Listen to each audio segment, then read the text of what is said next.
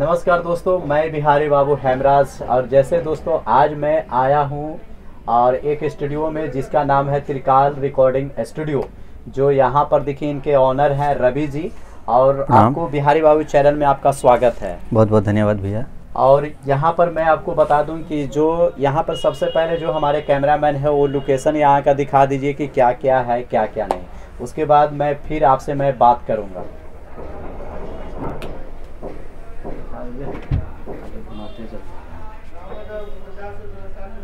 अंदर तक चलिए।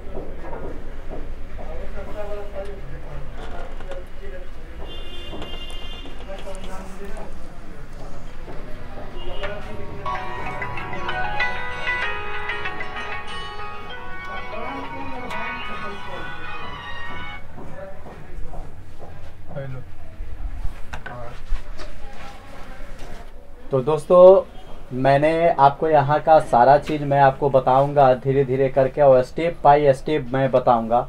और ये है रवि जी, और मैं इनको बताऊं कि ये भी एक सिंगर बनने वाले थे, मगर सिंगर के पीछे इन्होंने कितने रुपए बर्बाद किए हैं मैं आपको सारा चीज़ मैं खुलासा करने वाला हूँ।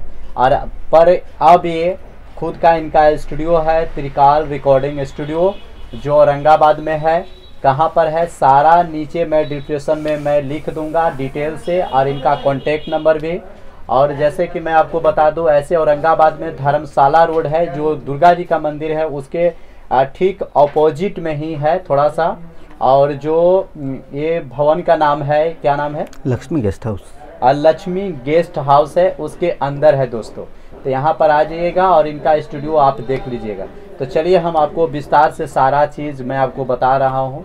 तो रवि जी, मुझे सबसे पहले आप मुझे बताइए कि जब आपको सिंगर बनना था जी, तो फिर आप ये रिकॉर्डिंग कैसे, उसका म्यूजिक डायरेक्टर कैसे आप बन गए? सबसे पहले तो मैं मेरे जितने श्रोता है सबको प्रणाम। थोड़ा जोर से बोलिएगा। और मैं इस लाइन में लगभग 5 साल पहले आया था। और मेरा करियर का शुरुआत हुआ था एज अ डीजे और ऑर्गेनाइज़र। अच्छा। इवेंट मैनेजमेंट करता था मैं। अच्छा, ये कहाँ करते थे आप? और मेरा करियर स्टार्ट हुआ था कोलकाता से। अच्छा अच्छा। कोलकाता से मैं पहले इवेंट मैनेजमेंट करता था, उसके बाद फिर मैंने डीजे वगैरह सीखा। डीजे कंसोल वगैरह प्ले करता था। उसके बाद फिर करते करते पार्टी इवेंट्स वगैरह करते करते फिर घर में मैंने एक नॉर्मल एक रिकॉर्डिंग वगैरह एफएल स्टूडियो में मैं पहले करता था। फिर मेरे दिमाग में अचानक से मेरे दोस्त लोग ने बोला कि अरे यार रवि, तू अपना गाना वाना क्यों नहीं निकालता? तो मेरे दिमाग में भी आया कि नहीं यार, गाता हूँ करता हूँ तो करना चाहिए। तो मैं सोचा कि मैं तो करता हूँ ठीक है, लेकिन प्रोफेशनल वे में करना चाहिए। तो फिर मैं एक राइटर से बात किया, और उस राइटर के चक्कर में मैं उससे बात करके चला गया छपरा। अच्छा, तो राइटर आपको गाना दिया? राइटर ने गाना नहीं दिया था, गाना मेरा खुद का लिखा हुआ था। और म्यूज़िक भी मेरा खुद का कंपोज किया हुआ था। अच्छा अच्छा। दोनों चीज़ मेरा खुद का किया हुआ था। और मैं उनके साथ ये छपरा या शायद हाँ छपरा दाऊदपुर जगह है, वहाँ पे एक स्टूडियो है, ये स्टार स्टूडियो। अच्छा। जिसके ओनर है असगर अंसारी, असगर भैया। तो बहुत काफ़ी नेक इंसान है। तो उनके पास गए, वहाँ पे गए, रात को 2 बजे मेरा रिकॉर्डिंग हुआ। रिकॉर्डिंग हो गया, एक गाना हुआ मेरा, उसके लिए मुझसे 25,000 रुपया लिया गया। मतलब एक गाने, देखिए दोस्तों, जो रवि जी स्टूडियो खोले हैं आप यहाँ पर देख सकते हैं, जो त्रिलोकी करके था ना, त्रिकाल, हाँ त्रिकाल, सॉरी त्रिकाल रिकॉर्डिंग स्टूडियो है, जो रवि जी से एक गाना गवाने में 25,000 रुपया लिया गया था। कहाँ लिया गया था? वही स्टूडियो में लिया था। कौन जगह, क्या नाम था? छपरा दाऊदनगर, छपरा दाऊदपुर, हाँ दाऊदपुर, छपरा दाऊदपुर स्टूडियो में। लेने वाले का नाम राइटर सत्या शर्मा उर्फ भुट्टा भूटानी। अच्छा, लेने वाले का भी नाम इन्होंने बता दिया। 25,000 रुपया यार, 25,000 रुपया में आज के डेट में तो मुश्किल से, अगर मैं बात बताऊं, से बहुत सारे 4-5 जरूर गाने बन जाएंगे मेरे हिसाब से। ऐसे तो 2-3 आपको जरूर बना देंगे। और एक दिन का अगर वीडियो शूट का मैं बात करूं तो 2 या 3 बहुत ही अच्छे एल्बम बन जाएंगे, वो भी पूरे HD के साथ और 4K वीडियो के साथ, है कि नहीं? आज के डेट में देखिए, एक ऑडियो वीडियो में हार्डली से हार्डली लगता है नॉर्मल खर्च 5 से 5500 या 6000 तक। बस अब सोचिए कि इनसे 20,000 रुपया ज्यादा लिया गया था। जी जी। उसके बाद फिर क्या हुआ आपके साथ? उसके बाद मैंने वो गाना बहुत मांगा उनसे, गाना वो मुझे दिए नहीं। फिर मैं बोला कि छोड़ो, पैसा तो डार हो ही गया, करियर क्यों स्पॉइल करना। फिर उससे मैं बात नहीं कर रहा था। फिर वो मुझसे फिर कांटेक्ट किया। अच्छा। कन्वेंस करते करते करते करते फिर उसने मेरे दिमाग में स्टूडियो खोलने का भूत डाल दिया। और मैं पागल हो गया, इतना भयानक पागल हुआ स्टूडियो खोलने के लिए। क्योंकि आप म्यूजिक तो खुद बनाते थे। हाँ, तो उसने मुझे बोला कि भैया देखिए ऐसे ऐसे ऐसे ऐसे होता है, आप खुद म्यूजिक कंपोज करते हैं, आप खुद राइटर भी हैं, आप सब कुछ करते हैं। तो उस समय आपको पता नहीं था कि मैं एकदम मतलब इस लाइन के लिए मैं एकदम नया था। मगर म्यूजिक आप कंपोज करते थे। हाँ, मगर आप इस भोजपुरी लाइन के लिए मैं एकदम नया था। मैं भोजपुरी लाइन में एकदम नया था। अच्छा अच्छा। भोजपुरी से मैं दूर तक मेरा पहले कुछ संबंध नहीं था। मैं अच्छा। मैंने पहली बार भोजपुरी गाना सुना भी था तो पवन सिंह का गाना सुना था। अच्छा अच्छा। तो इस लाइन में मैं आया, यहाँ का दुनिया अलग ही था। अच्छा। यहाँ पे दिखावा ज्यादा था और मतलब नौच हो यहाँ ज्यादा था, सीधे पैसे ज्यादा लोग लूटते। हाँ, ज्यादा लूटते हैं पैसे। और फिर मैंने देखा कि यार ये तो ऐसे कर रहा है, क्या किया जाए। फिर घर से डिस्कस किया मैंने। फिर दोस्त लोग ने भी बोला कि नहीं रवि, तेरे साथ जब ऐसा हुआ तो बहुत लोगों के साथ भी ऐसा होता होगा। मैं बोला कि हाँ होता तो होगा, जरूर होता होगा, क्योंकि मैं तो पहला नहीं हूँ भाई। फिर पता चला मेरे को उस व्यक्ति ने और 6-7 जन के साथ ऐसा करा, ऐसा कर रहा था, ऐसा किया हुआ था। एक चीज और मैं बता दूं दोस्तों, यहाँ पर जो फिल्मी स्ट्रीट जो है, चाहे वो हिंदी का होता है चाहे भोजपुरी का होता है, हर जगह लूट है दोस्तों। तो आप कहीं भी स्टूडियो में जाए तो पहले बात करें, बात करके सतर्क पूरी जानकारी ले लें। आप कहीं भी स्टूडियो में जाते हैं तो मालिक का फोटो जरूर खींचे, जो ऑनर है उसका फोटो जरूर करें, और उसका मोबाइल नंबर पक्का उसी का होना चाहिए, और 3-4 कॉन्टेक्ट नंबर जरूर रखे। नहीं तो आपके साथ भी 25,000 क्या 1 लाख भी आपको लूटा जा सकता है दोस्तों। और मेरे साथ हुआ ये था कि सत्या शर्मा को तो मैंने पेमेंट दे दिया था, लेकिन स्टूडियो वाले को मिला ही नहीं था पेमेंट। अच्छा, मतलब वो कोई और व्यक्ति गेम खेल रहा था। हाँ, जो राइटर था, मैंने राइटर को पूरा पेमेंट दिया था। अच्छा, लेकिन स्टूडियो वाले को उसने पेमेंट दिया ही नहीं था, यानी उसका भी पैसा खा गया वो। तो स्टूडियो वाले को मैंने बोला कि भैया मेरा गाना दे दो। तो बोला कि बेटा देखो, गाना तो मैं देने को दे दूंगा, गाना कोई बड़ा चीज़ नहीं है, पैसा मेरे पास आना चाहिए ना। मैं बोला भैया कितना आपका ड्यू है। तो उन्होंने बोला कि उस लड़का ने मेरे यहाँ पे शायद 10-12 गाना वो बताया कि 10-12 गाना कराया है, उसमें से अभी तक एक भी गाने का मेरे को पेमेंट नहीं मिला, मैं कैसे दे दूँ गाना। अच्छा अच्छा अच्छा। तो मतलब उससे मैं ये चीज़ मैं किसी भी पब्लिक को, सारे लोग को कहना चाहूँगा, जितने मेरे नए दोस्त लोग हैं या जितने गायक बनना चाहते हैं या इस लाइन में हैं, कि अगर आप गाना वाना गाते तो आप सीधे स्टूडियो वाले से कांटेक्ट कीजिए, साफ, बीच वाला से नहीं। बीच वाले के चक्कर में मत पड़िए, नहीं तो फिर आप फंस जाएंगे, बहुत बुरी फंसेंगे, क्योंकि यहाँ पे फंसाने वाले बहुत हैं। ये तो बात सही है।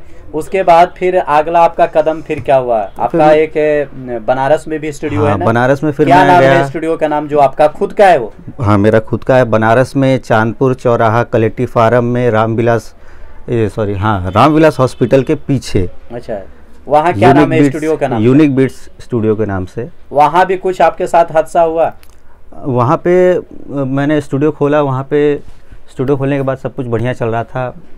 मैंने स्टूडियो खोल तो लिया था, लेकिन फिर मुझे पता नहीं था कि न्यूडो होता क्या है। अच्छा अच्छा। क्यूबेस होता क्या है। अच्छा, कुछ जो टेक्निकल होता है वो आपको नहीं पता था? नहीं पता था, क्योंकि मैंने जोश में आके तो खोल दिया। अब मुझे पता नहीं था कैसे करना है, क्या करना है।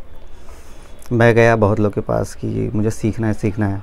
किसी ने 8 लाख डिमांड करा, किसी ने 15 लाख डिमांड करा। मैंने आपको फिर नोचने की कोशिश में लग गया रवि जी कि नया लड़का है, इससे पैसा लूटते हैं, कि कैसे होगा। तो मैं भी ढीठ था कि एक बार तो भाई जल चुका है मुंह, दूसरी बार कैसे मैं जला लूँ। मैंने बोला कि नहीं, मेरे को सीखना तो है, लेकिन पैसा तो मैं दूंगा नहीं। फिर अभी सबसे बढ़िया प्लेटफॉर्म है सीखने का यूट्यूब। अच्छा, यूट्यूब पर सबसे बढ़िया प्लेटफॉर्म है। अगर आपको इस समय कुछ भी सीखना है, कोई भी चीज खोजिएगा तो यूट्यूब पर जरूर मिल जाएगा। आपको हर चीज मिल जाएगा। YouTube, Google. अच्छा अच्छा। आप कुछ भी कीजिए, आपको यूट्यूब में हर चीज मिल जाएगा। तो वहाँ आपके साथ हुआ क्या? फिर आपने उस सिखाया? वहाँ पे मैंने बहुत लोगों के पास गया, कोई नहीं सिखाया। लास्ट में फिर मैं हल्का यूट्यूब से मैंने सीखना स्टार्ट किया। सीखते फिर एक राकेश नाम के एक भैया थे वहाँ पे, राकेश कुमार सब लोग कहते हैं। वो कोलकाता के नंबर 1 टेक्नीशियन है। अच्छा। मतलब म्यूज़िक फील्ड के लिए। अच्छा। ऐसे मतलब वहाँ पे किसी के भी स्टूडियो में कोई भी दिक्कत होता है तो उन्हीं को याद करते हैं। तो वो उनको मैं एक बार अपने स्टूडियो में बुलाया था कि थोड़ा सेटअप करने के लिए। तो वो आए मेरे स्टूडियो में, मैं सारा कुछ उनसे करवाया। उसके बाद मैं बोला कि भैया थोड़ा सा देख लेते चेक करके। तो मुझे बोले कि रवि तू बैठ कुर्सी पे, तू देख, तू स्टूडियो का मालिक है, तू देख। मतलब भैया मुझे नहीं आता है यार। तो बोले कि क्या नहीं आता? मैं बोला भैया कुछ नहीं आता है मुझे, मैं स्टूडियो तो खोल लिया हूँ लेकिन मुझे कुछ आता नहीं है, मैं क्या करूँ? तो भैया बोले तू स्टूडियो फिर खोला क्यों? बोला भैया जो उसमें आके मैं खोल तो लिया लेकिन मुझे कुछ नहीं पता है। तो बोले कि तो ठीक है मैं सिखा दूंगा तुझे। मैं बोला भैया कोई चार्ज देना पड़ेगा क्या? क्योंकि यहाँ तो सब लोग 8 लाख 10 लाख 20 लाख मांग रहा है, मैं तो दे नहीं पाऊँगा। तो भैया बोले तो पहले बैठ दिखा मेरे को तुझे कितना आता है। मैंने उनको दिखाया काम, हम एक लड़का को अंदर भेजा, उसका गाना वगैरह पूरा रिकॉर्डिंग किया। तो भैया बोले इतना तू जान गया, इतना तो बहुत है यार तेरे लिए। मैंने मतलब पूरा रिकॉर्डिंग वगैरह किया, हाफ मिक्सिंग करके मैंने उनको दिखा। भैया बोले किससे सीखा? मैं बोला यूट्यूब। तो भैया बोले कि यूट्यूब तुझसे तू इतना सीख लिया, कितने दिन में सीखा? मैं बोला भैया मुश्किल से 10 से 15 दिन लगा है। भैया बोले तो जब तू यूट्यूब से इतना सीख लिया तो तू बहुत आगे जाएगा। अच्छा। तो उन्होंने मुझे कोऑपरेट किया और सीखा मैं, फिर धीरे धीरे फिर आपके स्टूडियो में फिर क्या हुआ, कुछ हुआ आगे चल के?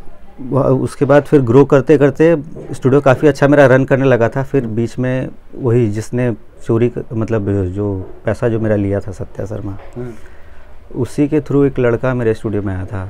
अच्छा, जो सत्या जी जो छपरा के रहने वाले थे, जी। उन्हीं के थ्रू आपके स्टूडियो में पहुंचा। हाँ, एक लड़का मेरे वो क्या कह करके आया था आपके पास? मेरे यहाँ आया कि भैया गाना गाना है। अच्छा, गाना गाना है। तो मैं बोला कि ठीक है गाओ, कोई दिक्कत नहीं है। तो बोला कि भैया यहाँ मैं 1 हफ्ता, थोड़ा और जोर से बोलिएगा। वो बोला कि भैया मैं यहाँ 1 हफ्ता रह के गाना गाऊंगा। बोला कि बाबू कोई दिक्कत नहीं है, तो 1 हफ्ता क्या 1 महीना रह के गा, कोई दिक्कत नहीं है, बस अपना करियर पे फोकस कर और जो भी चीज़ कर रहा है मन से कर।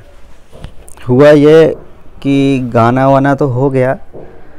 अब एक दिन अचानक मतलब मैं उस समय मूवी का काम कर रहा था, तो हम लोग गए बाहर गए, कुछ खा पी के हम लोग आए, नाश्ता वास्ता करके आने के बाद मैं बैठा सिस्टम पे, सिर्फ वो था और मैं था, बैठ गया मैं सिस्टम पे काम करने के लिए। उसके बाद मैंने उसको बोला कि बाबू थोड़ा सा पानी ला के दोगे यार? पानी ला के दिया वो मेरे को, मैंने पिया।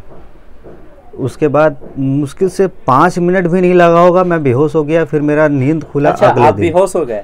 तुरंत पानी दिया वो बेहोश? हाँ। अच्छा, बेहोश हो गया मैं। बेहोश होने के बाद अगले दिन दोपहर में मेरा 1:30 बजे नींद खुलता है।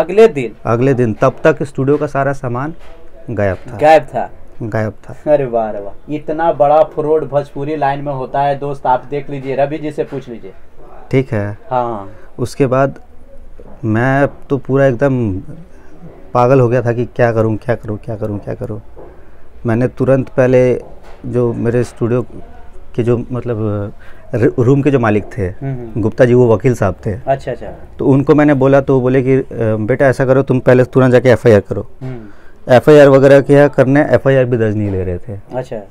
क्योंकि मैं वहाँ का लोकल नहीं था और पहला चीज़ मैं नया था, और दूसरा उसका थोड़ा इस लाइन में पुराना था तो ज़्यादा पकड़ था, इस वजह से दबा दिया गया। अच्छा। तो करते करते प्रधानमंत्री कार्यालय तक मैं गया, बात बनी। और मुझे सबसे ज़्यादा सपोर्ट किए हैं इस लाइन में निर्गुण सम्राट मदन राय जी ने। मदन राय जी बहुत ही अच्छे निर्गुण सम्राट है। निर्गुण सम्राट मदन राय जी, मैं इनको प्रणाम करता हूँ। चलिए, उनका मेरे जीवन में बहुत बड़ा योगदान रहा है, क्योंकि मैं जब गिरा हूँ तो उन्होंने मेरे को सिखाया है, उन्होंने मेरे को उठाया, उन्होंने संभाला है कि बेटा देख ये ज़िंदगी है, इसमें ऐसा होते रहता है, और तू जिस लाइन में है इस लाइन में तुझे बहुत उतार चढ़ाव देखना है।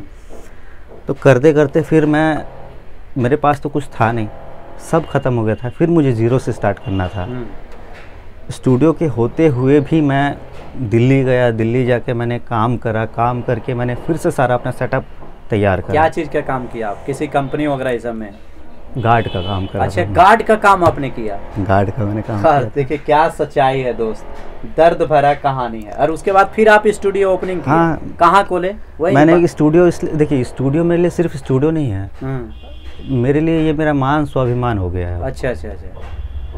क्योंकि बहुत सवाल उठे थे जब मैं स्टूडियो खोल रहा था, जब मैं इस लाइन में आ रहा था, कोई सपोर्ट नहीं कर रहा था। तो फिर आप दोबारा जब वहाँ दिल्ली गए गार्ड का काम करके, फिर आप कहाँ स्टूडियो खोले? मेरा स्टूडियो तो ऑलरेडी बनारस में था ही, उसी को मैंने फिर स्टार्टअप करा, मतलब फिर से मैंने सब कुछ संभाला उसमें। अच्छा। शुरू से सारा कुछ संभाल के सब कुछ सही किया, और उसके बाद फिर उस स्टूडियो को रन करा। उसके बाद फिर वहाँ पे फिर लॉकडाउन लग गया, आप जान ही रहे हैं। हाँ। लॉकडाउन में नुकसान हुआ कुछ, लॉकडाउन लग गया, हालत तो ऐसी ख़राब था, क्या करूँ। फिर सोचा कि नहीं यार, ऐसे तो चलने वाला नहीं है, एक और ब्रांच डालना पड़ेगा। अच्छा। तो वहाँ पे मेरा एक है दोस्त क्या भाई कह सकते हैं, उसको मैंने दे दिया, वो वहाँ पे चला रहा है। और उसके बाद मैंने फिर सोचा कि एक और स्टूडियो होना चाहिए। तो फिर यहाँ पे संपर्क हुआ मेरा, एक है मिथुन सिंह। अच्छा अच्छा। उनसे बात हुआ, उनसे बातचीत होने के बाद वो बोले कि भाई मुझे भी स्टूडियो खोलना था, लेकिन मैं इस लाइन में नया हूँ। तो मैं बोला कि भैया आप नया है तब तो भाई आपको संभालना पड़ेगा, नहीं तो जो चीज़ मेरे साथ हुआ वो चीज़ आपके साथ उसके बाद फिर आप औरंगाबाद में आप यहाँ खोल दिए। और अब किसी प्रकार का तो कोई प्रॉब्लम नहीं हो रहा है ना? नहीं, भगवान की कृपा से मतलब मेरा काम देख के सब लोग खुश भी है और बहुत बढ़िया यहाँ चल रहा है, और वहाँ पे भी चल रहा है। हाँ। ये मेरा तीसरा ब्रांच है, एक ब्रांच कोलकाता में भी है। अच्छा अच्छा। कोलकाता में ये आपका इच्छापुर में है। अच्छा अच्छा। 24 परगना नॉर्थ में, उसका भी नाम यूनिक बीट्स है। जो बनारस में उसका भी नाम यूनिक बीट्स है, इसका नाम त्रिकाल है। अच्छा, तो ये तीसरा स्टूडियो है मेरा। तो चलिए दोस्तों, ये थी दर्द भरी कहानी रवि जी का। आप स्टूडियो देखें तो स्टूडियो कोई खास नहीं है, पर ये जो काम जो करते हैं ना बहुत ही अच्छा काम करते हैं। आप स्टैंडर्ड के ऊपर चले जाते हैं, बहुत सजा धजा रहता है, तो वहाँ आपको उसी के अनुसार आपको पैसे मांगेंगे। मगर यहाँ पर कुछ सजा धजा हुआ नहीं है, जो है से ओरिजिनल है। मैं आपको स्टूडियो दिखाया भी, तो भाई विश्वास करो, झोपड़ी में जाओ और बढ़िया से दाल चावल रोटी और पापड़ खाओ और गुण प्रभु के गाते रहो भाई। कचौड़ी पर और पूड़ी पर कभी मत जाना। कचौड़ी और पकौड़ी पर जाओगे तो इनके देख लीजिए, इनके कितनी दर्दनाक कहानी है, वही हो जाएगा। अगर आप कहीं पर भी स्टूडियो में जाते हैं तो बहुत ही सोच समझ कर जाएं, बिना परखे हुए बिना जाने हुए कभी मत जाएं। तो दोस्तों, ये थी यहाँ का सारा स्टोरी मैंने कर दिया। मैं सारा चीज़ मैं नीचे दे दूंगा आप डिस्क्रिप्शन में, वहाँ से आप इन्हें कांटेक्ट कर सकते हैं। बहुत ही अच्छे म्यूजिक भी बनाते हैं, चाहे हिंदी का काम करना हो, हाँ, भोजपुरी का काम करना हो, रैप करना हो या किसी भी तरीके का काम करना हो, हाँ, आप सीधे आके कांटेक्ट कर सकते हैं। अच्छा अच्छा, चलिए इनसे कांटेक्ट कर सकते हैं। और मैं इनसे भी ट्रेनिंग ले रहा हूँ, देखते हैं कि मुझे कितना बड़ा सुपरस्टार गायक बना सकते हैं। चलिए रवि जी, एक मजाक थी। मगर दोस्तों, यह वीडियो अच्छा लगता है तो लाइक और कमेंट और सब्सक्राइब जरूर कीजिएगा। हम मिलते हैं एक छोटे से वीडियो के बाद, छोटे से वीडियो के साथ आगे। बाय बाय बोल दिए, बाय।